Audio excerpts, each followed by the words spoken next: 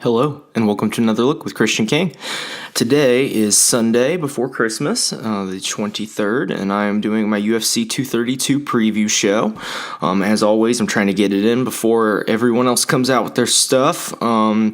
Make sure I have my own original ideas. Just a heads up, might be I'm trying not to be too noisy. I've got iced coffee, or cold brew, I should say, and I also have what I went ahead and as I wrote down all of the matchups that I'm going to talk about today, okay? And I might talk about a few more, but I wrote down all the matchups that I'm going to make a pick on, and I left myself some empty lines.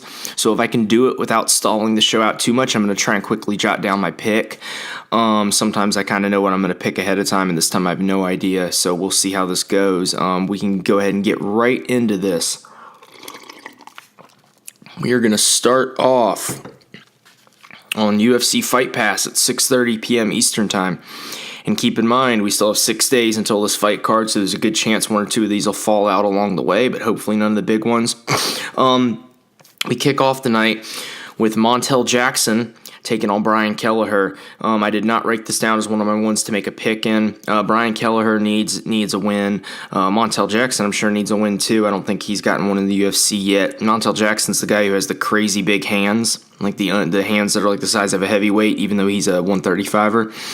I would have to say Brian Kelleher's way more experienced. When you look at this, Montel Jackson is 6-1. Brian Kelleher is 19-9. He's been there, done that, fought some really good guys. You'd have to favor Kelleher, but I'm not really making a pick here. After that, Sayar Bahadazara. I know the guy, I just am bad at saying his name, but I actually know who it is. Taking on Curtis Melinder. This one's a little interesting. Sayar doesn't fight very often. He kind of comes back, seems like pretty sparingly. He's got some pretty big layoffs between fights. He fights average of once a year and sometimes a couple years in between them, so he doesn't fight very often. Curtis Melinder is a newer guy on the scene who's doing pretty good. I guess you'd have to favor Melinder probably. And by the way, this one's at welterweight, I believe, but once again, I didn't really make a pick here. We'll go ahead and just for the sake of it, let's check a few of these odds, even though we're making picks. Kelleher is an underdog. That's interesting. And Melinder is a favorite. Okay. And then after that, we got Uriah Hall taking on Bevon Lewis. I do not know who that is, so I'm not making a pick here. Uriah Hall tends to kind of throw fights away sometimes, but you'd have to think he can get a win here. You'd have to figure that he has to be the favorite here, considering I haven't heard of his opponent, but it's a close line, so his opponent must either be really good or people aren't trusting Uriah Hall anymore. Andre Ewell's taking on Nathaniel Wood. I love Nathaniel Wood, the prospect. He's great. And Andre Ewell is a pretty good dude, too. He recently won. He had that split decision win over Henan Barao. This is going to be interesting. I would have to favor Nathaniel Wood here just because I'm a huge fan of his, but I actually really don't know. The odds the odds have it as a pick'em fight. It's dead even, so who knows? That should be a good one. All right, so now we're going to get to the first prelim at 8 p.m. Eastern Time on Fox Sports 1, and this is also my first pick of the night. We have Ryan Hall taking on BJ Penn. This has the potential to be very sad. So there's a few ways that this could go. I think one of the most likely ways is that Ryan Hall wins a really boring decision, or BJ Penn doesn't really pull the trigger, and Ryan Hall just backs away from him and throws kicks. I feel like that would be likely to happen if BJ Penn is not willing to engage in the grappling, like Gray, what is his name? I can't think of it right now. The guy who fought Frankie Edgar in those awesome fights, Gray Maynard. The way Gray Maynard fought Ryan Hall, then I think that's what'll happen. If BJ Penn actually looks to engage in the grappling, I would be very surprised if he had much success there. People talk about BJ Penn winning the worlds, but people are a lot better at jiu-jitsu now than they were back then. I don't really think you can compare Ryan Hall and BJ Penn. BJ Penn had nothing to offer Frankie Edgar off his back. Haven't seen much jiu-jitsu from him in years. He doesn't seem to really use it in his fights anymore. And I can't imagine for a second if Frankie Edgar took down Ryan Hall would be attacking instantly, probably before they even fully hit the ground. Ryan Hall would be attacking several different submissions. So I think we've got a good chance for Ryan Hall to either win a decision here, or we have a good chance for him to get a submission. Honestly, for the sake of this being less sad, I'm going to make a little bit of a wish pick. I hope that Ryan Hall just submits him in the first round. I hope BJ engages in the grappling and gets submitted but not hurt, and everyone gets to go home safe, and BJ Penn doesn't have to lose an embarrassing decision where he looks really old and slow, or that, God forbid, he doesn't get head kicked or something and knocked out. That would be really depressing. So I'm going to take Hall by sub in the first round. So yeah, that's what I'm going to take for that one.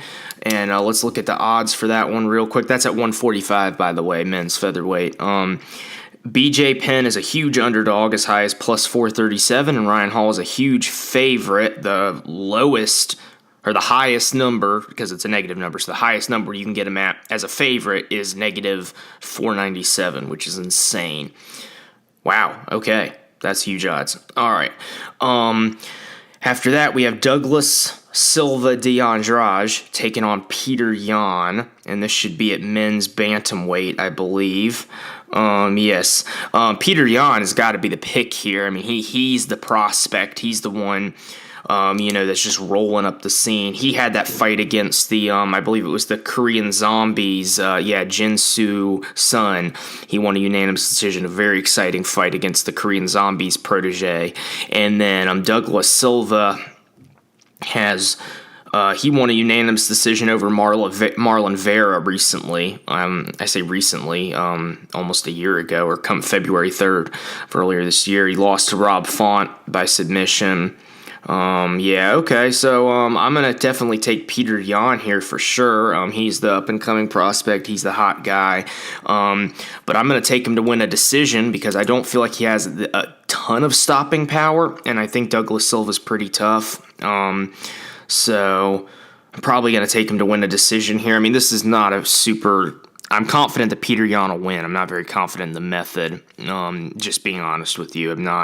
I've only watched 2 fights with Peter Yan. I've only watched, I believe, 1 fight with Douglas Silva de Andrade. So I'm taking Peter Yan by unanimous decision. Let's look at the odds for that fight. We have... Peter Yan as a big favorite, minus 265, and we've got Douglas Silva de Andrade as plus 241. All right, let's move on to the next fight, the first women's fight that we're going to talk about on this card. We have Megan Anderson coming off of that frustrating loss to Holly Holm, taking on Kat Zingano, who's coming off of that win over... what is her name? Marion Renault.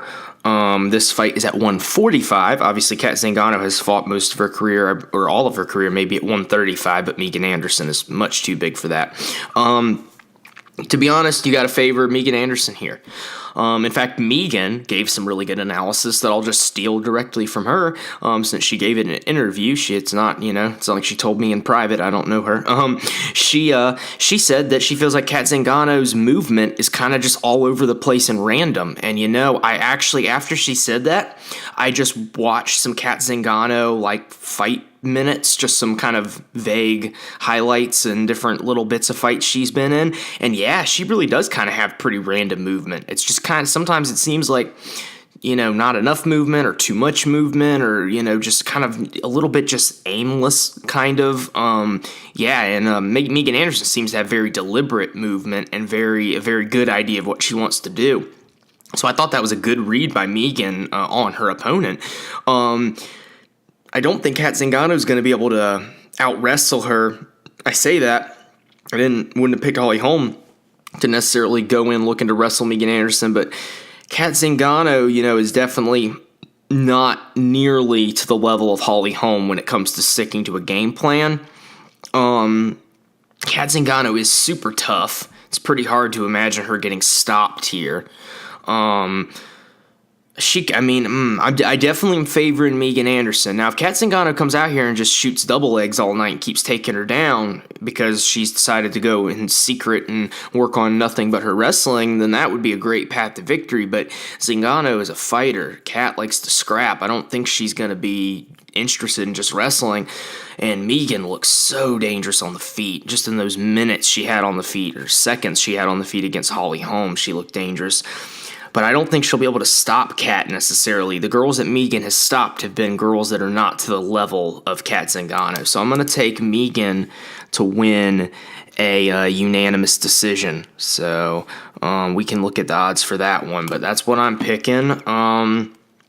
Megan Anderson is a underdog. Wow, at plus 143. And Kat Zingano is a favorite. Best odds are minus 149. So that's interesting. I guess a little bit of lack of faith in Megan Anderson coming off of that frustrating performance against Holly Holm.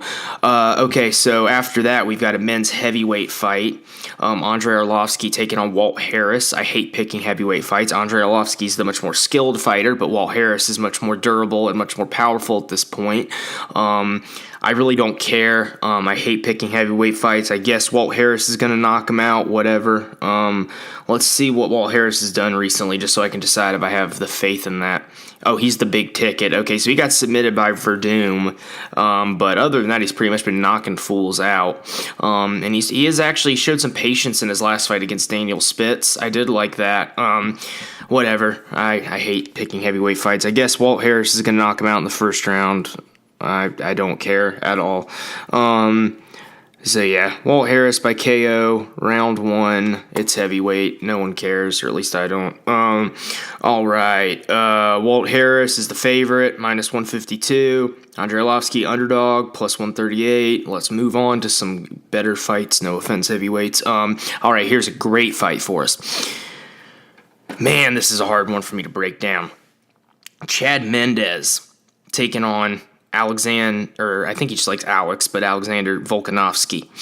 This is a tough fight. Alex called for this fight after his last win over Darren Elkins, and Chad Mendes kind of tried to brush it off like, hey, who is he? But then Alex was like, listen, man, you're coming off a suspension for a failed drug test, and you've got 1 win since you came back, and before you got suspended, you lost 2 fights in a row, so I don't think it's your job to pick the matches. And the UFC made the fight, so I guess the UFC agreed with Alex, and the UFC doesn't really like when people try and, ignore call-outs. When someone calls you out and you kind of try and brush it off like, oh, who are they? The UFC doesn't like that. So that might have played a part in them making this matchup. But with that being said, is Alexander Volkanovski really ready for Chad Mendes? Man, that's a step up. Chad looked so good in that Miles Jury fight. Let's just look at something real quick, okay? Chad Mendes knocked out Darren Elkins. Not very many people knock out Darren Elkins. Chad Mendes did. And technically, that was back when Darren Elkins had taken less damage. So he was more durable back then. Scientifically, he had to be. And Alex Volkanovski couldn't put him away. So I don't think that Alex has the power that Chad Mendes has. So I think on the feet, the power majorly favors Mendes. I think on the feet, the speed majorly favors Mendes. And I just have to say, I know Alexander Volkanovski's a beast. I know he was an awesome rugby player, and I know he's a great wrestler and control grappler from the part of the world he's from, in Australia. But compared to Chad Mendes, who's an All-American wrestler, I'm not really sure if that's going to compare. And I think that this fight might be a little bit of the grappling. Now, not that they're just going to grapple in this fight, but I think we might be looking at a little bit of a situation that I missed the read on the other week with Dan Hooker, when I picked Dan Hooker over Edson Barboza. I think sometimes you need to think, listen, if both of these guys like the same type of game, both of these guys, Chad Mendes and Alex Volkanovski, they both like to power punch and wrestle and ground and pound from the top and occasionally look for a submission, except Chad Mendes is much better at that. I feel like basically Alex Volkanovski is Chad Mendes, but just not as good. Just like Dan Hooker. I mean, that they're not that similar, Dan Hooker and Edson Barboza, but my point is their games, what they're looking to do, if they're both kind of looking for the same type of game, and one of them is just way better at it and has way more high-level experience, it's kind of stupid to pick Alex Volkanovski in this scenario, I feel like. So I guess I'm going to have to go with Mendes. It's hard to imagine Alex getting stopped. Oh man, but Mendes is powerful. Mendes could also submit him. But, they could also go all 3 rounds. I don't know. This is a really, really tough pick. I'm taking Mendes. Hang on, we're going to pause for just a second. And we're back. Sorry, I heard something fall in the other room. I wanted to make sure nothing had broken. Okay, so we're taking Chad Mendes, but the method of victory is where I'm struggling. You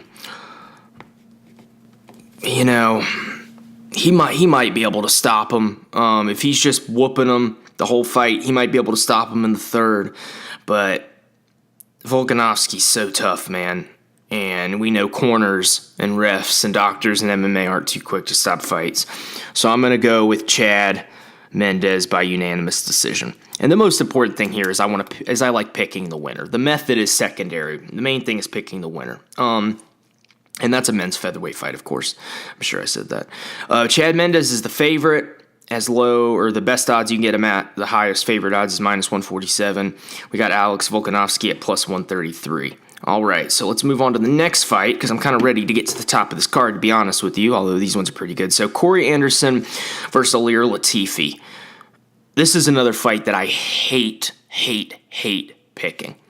Olear Latifi could definitely is more dangerous than Corey Anderson, but Corey Anderson looked awesome in the Glover Teixeira fight. So I'm picking Corey Anderson to take this one, and I'm picking him to do it by unanimous decision. To be honest, I hate talking about light heavyweight and heavyweight fights unless it's the main event, which we'll talk about in a minute. So I just want to make a pick and get done with this one. But I do think that's the right pick. It might even be an underdog pick. We'll see. But I am noticing a theme. I'm picking a lot of decisions here, so hopefully there'll be more finishes than what I'm calling for. Corey Anderson's the underdog, plus 138. Olear Latifi's the favorite, minus 152. I think I'd have to favor Corey Anderson with his output, and Olear Latifi's not like a big knockout guy necessarily, which is where I feel like guys with big power in their hands are what gives Corey Anderson problems, but he sure overcame that against Glover. Okay, so next up, and we're on pay-per-view, by the way, now. I should have said that. I'm sorry. The Chad Mendes-Alex Volkanovski fight was the top of the pay-per-view, the start of it. So now we're up to the featured bout, third from the top.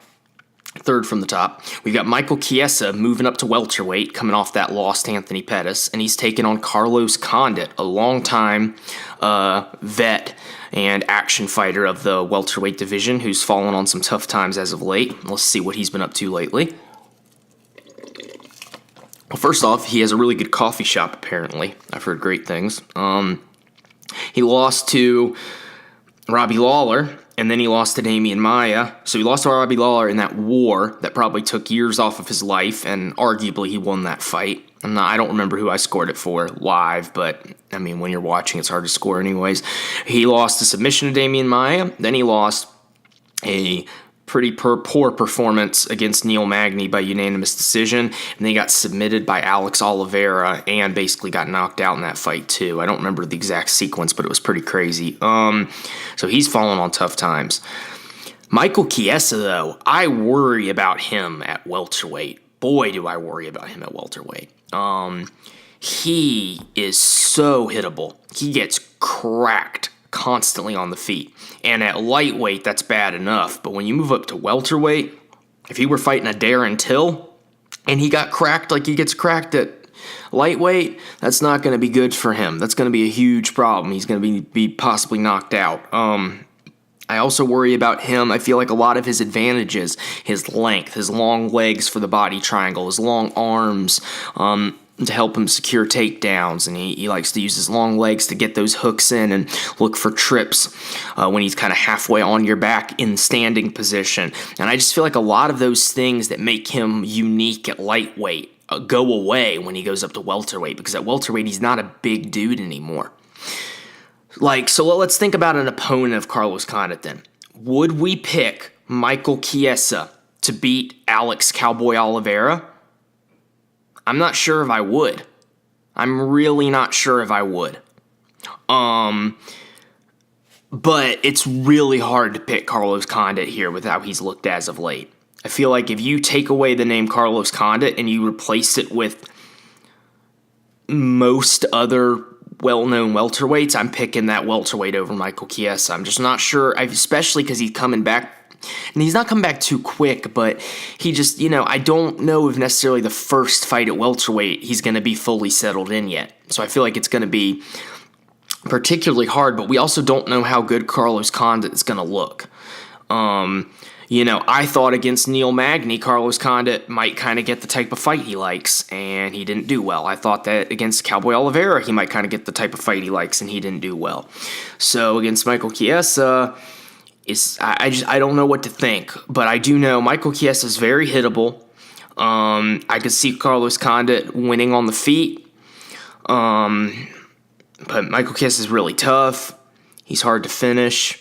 I could go in circles all day about this fight. I don't like picking this fight. I'm having a really tough time. You know what? One read I'm getting on this fight is that it could be a really weird fight where it could potentially be a little bit hard to tell who won. It could maybe drift into split decision territory, possibly. We're going to take, I'm going to take Chiesa. And just remember, y'all, I'm making picks. I'm trying to get the winners right. The method is secondary. And, when you have to make a pick for all the main fights, you're going to get some wrong. I'm a little anxious about this pick. It's a hard pick to make, but I'm going to take Chiesa by split decision. I think that it's going to be a little bit frustrating to watch, but hopefully fun. And I think that Carlos Condit's going to do better than he has in his past two fights. And I think we're going to be a little unsure about who the winner is by the end of it, but Chiesa will get the split decision nod. Let's look at the odds for that one real quick. We've got Carlos Condit is an underdog, plus 160. Michael Chiesa is a favorite, minus 172 is the best odds for him. All right. It's main event time. Or not quite. Sorry, co-main event time. We got Chris Cyborg taking on Amanda Nunes. This is a hard fight to break down. I know I said this about almost every fight so far that I've done on this episode, so maybe I'm just not good. Maybe I'm just not feeling it today. I think these fights might just be unusually hard, though, to be honest. This fight is a hard pick to make, but at the end of the day, Cyborg is the easy pick to make, and Amanda Nunes is the pick where you have to think really hard about how she can do it. So I'm going to take Chris Cyborg to win this fight. And one of the main reasons I'm going to take her to win this fight is because I think that Amanda Nunes does not like when she's being bullied at all. She did not seem to be enjoying that Cat Zingano fight at all once it got tough on her. I think that Cyborg might actually be the better conditioned of these two athletes, despite being the bigger athlete. I don't think putting on the extra weight is going to make Amanda Nunes have better conditioning. If anything, I think it's going to slow her down, because when you're that size and you put on 10 pounds, that's a good percentage of your overall body weight. So I think if anything, that will slow her down. I don't think that will be a benefit to her. So that leaves me favoring Cyborg. I don't think this fight will have any grappling in it at all. I do not think for a second this fight will have grappling in it. And if it did, I think Cyborg would be winning the grappling. And just based on probably just strength, to be honest. And I would have to say that while they're on the feet, both girls are really good. I do like Nunes' strikes, but I feel like she'll be less confident against someone that's bullying her and pushing her back. I think Cyborg will be able to pressure Nunes. And I don't think that Nunes will be able to survive the entire fight. Being backed up and hit hard, I think that she will tire, and I think that she will start to panic. She's an excellent fighter, but I don't think that she'll be able to make it through this fight. I think that she's going to get stopped here. I think it could come in the third round. I think it could come in the fourth round. Cyborg has seemed to be more patient as of late. So I'm going to say that Cyborg stops her in the fourth or the fifth because she's going to be patient and smart and not rush it too much. I'm gonna split the difference. We're gonna say the fourth, maybe late fourth round. So we're gonna say Cyborg TKO in the fourth. Okay? The odds on this fight, Amanda Nunes is the underdog at plus 230, and Chris Cyborg is the favorite at minus 250. Honestly, I'm surprised it's not a little bit wider than that, but not too bad there. Okay, now it's time for the main event, and this one is incredibly hard to pick. We got Jon Jones versus Alexander Gustafsson 2. Gustafsson. People say it all funny. Gustafsson. I usually say Gustafsson. I don't know why I said it different that time. So yeah, Alexander Gustafsson. Jon Jones, the second one, the rematch. Jon Jones won the first one in a, was it a split decision or a unanimous decision? I think it might have been unanimous, technically, but a lot of people thought that Gus won. I guess I would say Jones won. I tend to favor the later rounds too, because I do think that's what should matter more. If the fight were going to keep going, who do you think would win? I think that matters. Pride used to score the fights like that. Like the end of the fight mattered more. Like who would have won the fight if it kept going. So here's the deal here. Alexander Gustafsson has looked excellent as of late, but he's also been out for longer than Jon Jones, which is nuts when you think about it. Jon Jones has been dealing with all this drug test issues and this and that. And meanwhile, Gustafsson's just had a few little injuries, and he's been out forever. He did look excellent knocking out Glover Teixeira, but Glover Teixeira has also not been super awesome as of late, and he also felt like he got poked in the eye in that fight, and that he never really recovered his sense of range for the rest of the fight. Jon Jones knocked out Daniel Cormier and then failed a drug test, and we haven't seen him since then. I don't really like Jon Jones striking. I like his. I don't like Jon Jones fighting, period, because I feel like he's a dirty fighter. I don't like how he pokes people in the eye. He's 100% doing that on purpose, and I don't like how I don't really like his game very much. But what I will say is, as far as breaking it down, analysis-wise, what I don't like about his game is I feel like once guys start landing on him in close, he just gets hit. He doesn't seem to have very good close distance defense, which makes sense because he's so used to being longer than everyone else and just poking them in the eye when they start to get close to him. Which, by the way, Chuck Liddell did that. Chuck Liddell won a title by poking people in the eye all the way up the rankings until he got to the belt. So he's another fighter that does that I don't like. So Gustafsson, I feel like, could give Jon Jones major, major trouble in the striking department in this fight. I think that Jon Jones could give him trouble in the grappling, but I just don't see this fight having a whole lot of grappling in it. Jon Jones is good at shooting takedowns, but he's good at getting takedowns when people are already kind of engaged in the tie-up, and Gustafsson does a really good job keeping his range. He has great takedown defense. He even took Jon Jones and Daniel Cormier both down himself, which is kind of proof that takedowns in MMA is a lot more like the timing of striking than actual wrestling, because in actual wrestling, like, you aren't allowed to move backwards. Both people have to move forward the whole time in like college and high school wrestling. And whereas in MMA, you can be backing up and then wait for someone to swing a punch and time it perfectly. So it's almost more like a counter punch. It's like a counter takedown. And Gustafsson's really good at that. I think that Gustafsson could give Jon Jones some serious problems here in close range. I think he could give him some real problems on the feet. But I think that at that kicking range, Jon Jones has him beat. And then at that elbow range, Jon Jones has him beat. So I feel like Jon Jones has him beat all the way on the outside. And Gustafsson has him beat in the middle. And then Jon Jones has him beat all the way on the inside. And the problem with that is that, just do the math. There's two ranges that favor Jon Jones in my mind, and there's only one range that favors Gustafsson. And Jon Jones is the more likely one to be able to use grappling in this fight to steal around. So I think we're going to have to take Jon Jones to win this fight.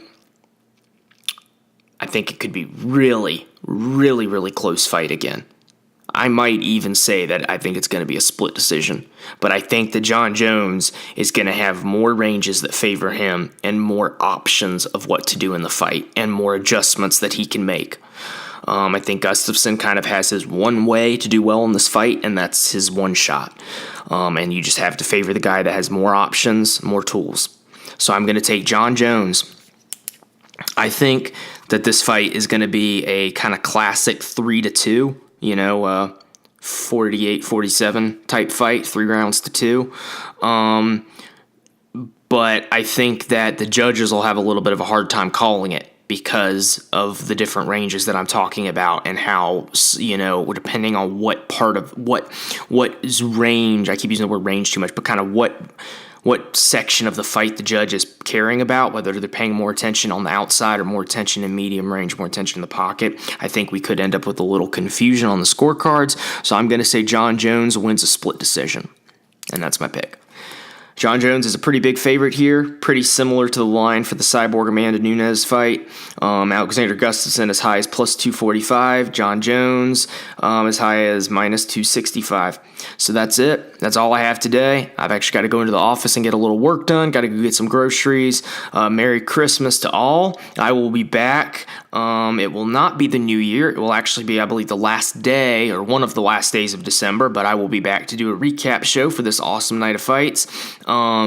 Hey, did anyone watch Josh Warrington versus Carl Frampton yesterday, the boxing match on ESPN Plus and BT Sport in the UK? That was a banger of a fight. That was an excellent fight. So if you didn't watch that, go back and watch it on ESPN Plus. You can do a free trial. Go watch that fight. It was really good. I enjoyed it a lot. All right, until next time, y'all take care.